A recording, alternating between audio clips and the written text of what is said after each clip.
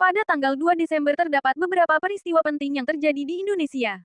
Salah satu di antaranya, aksi 212 di Monas. Pada tanggal 2 Desember tahun 2016, terjadi aksi 212 atau yang juga dikenal sebagai Aksi Bela Islam 3 di Jakarta, Indonesia.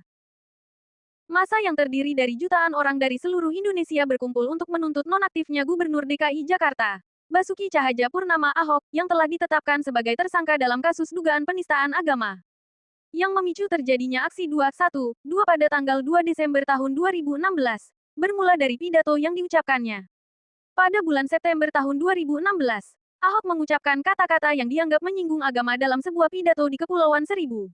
Ucapan tersebut memicu kontroversi dan protes dari sebagian kalangan masyarakat. Protes terhadap Ahok terus berlanjut hingga tanggal 2 Desember tahun 2016, saat aksi 212 berlangsung di Monas, Jakarta. Jutaan orang berkumpul dalam aksi tersebut untuk menuntut nonaktifnya Ahok sebagai Gubernur DKI Jakarta dan menuntut proses hukum terhadapnya atas dugaan penistaan agama. Aksi 212 kemudian berkembang menjadi gerakan besar yang melibatkan kelompok yang kemudian menamakan diri mereka Persaudaraan Alumni 212. Gerakan ini memiliki dampak signifikan dalam dunia politik dan sosial di Indonesia.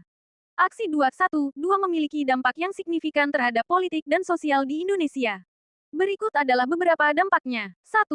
Pengaruh dalam pemilihan umum. Aksi 212 terjadi menjelang pemilihan Gubernur DKI Jakarta pada tahun 2017.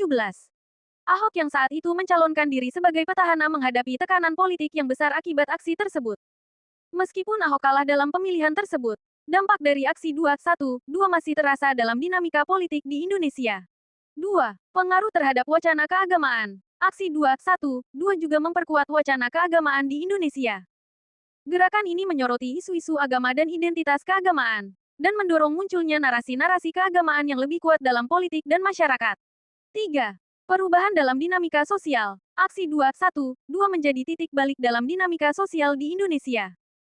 Gerakan ini menunjukkan kekuatan massa yang dapat mempengaruhi kebijakan politik dan memperlihatkan adanya polarisasi dalam masyarakat terkait isu-isu agama dan identitas. 4. Peningkatan kesadaran politik dan partisipasi. Aksi 212 juga membangkitkan kesadaran politik dan partisipasi masyarakat dalam aksi-aksi massa. Gerakan ini menginspirasi kelompok-kelompok lain untuk mengorganisir protes dan aksi politik yang lebih aktif.